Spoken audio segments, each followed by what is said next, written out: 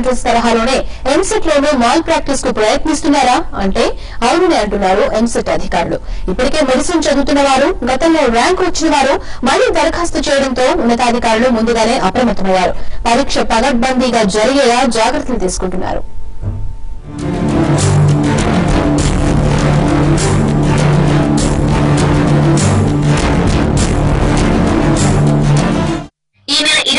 జరిగే ఎంసెట్ నిర్వహణపై అధికారులు అలర్ట్ అయ్యారు.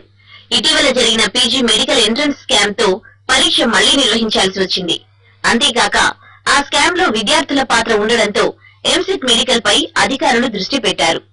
ఇంతవరకు ఎంసెట్ మెడికల్ కు 1,13,000 దరఖాస్తులొచ్చాయి.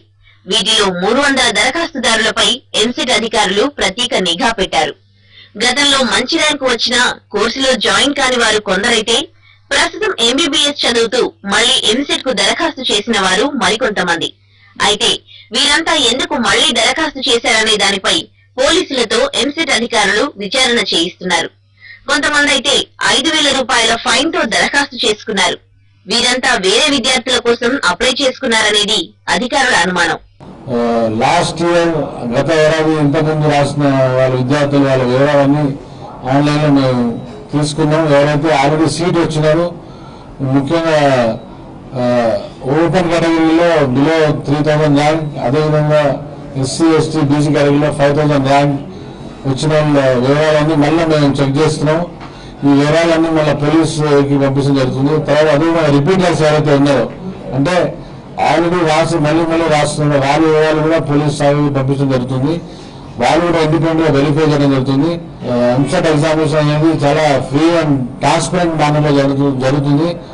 ఎటువంటి మాల్ ప్రాక్టీస్ కి అవకాశం లేదు. So don't get carried away by this middle men and brokers. అటు అక్రమాల నివారణకు ఇప్పటికే ఎంసెట్ అధికారులు రీజనల్ కేంద్రాల వారీగా తల్లిదండ్రులు, విద్యార్థులకు అవగాహన కార్యక్రమాలు ఏర్పాటు చేస్తున్నారు. ఎంసెట్ ఇంజనీరింగ్, మెడికల్ కు కలిపి 3,86,000 దరఖాస్తులు ఇప్పటి వరకు అందాయి. ఈ నెల 8 నుంచి 19 వరకు విద్యార్థులు హాల్ టికెట్లు డౌన్లోడ్ చేసుకునే అవకాశం కల్పించినట్లు ఎంసెట్ కన్వీనర్ రమణారావు చెప్పారు.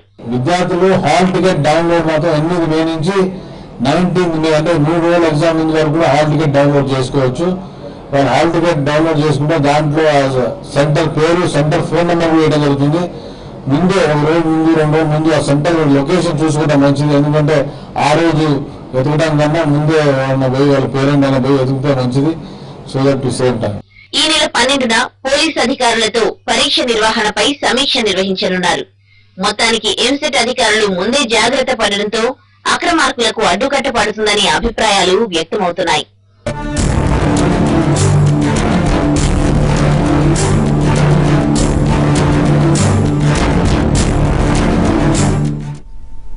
తాగునీటి కొరత వాటర్ ప్లాంట్ల వ్యాపారులకు వరంగా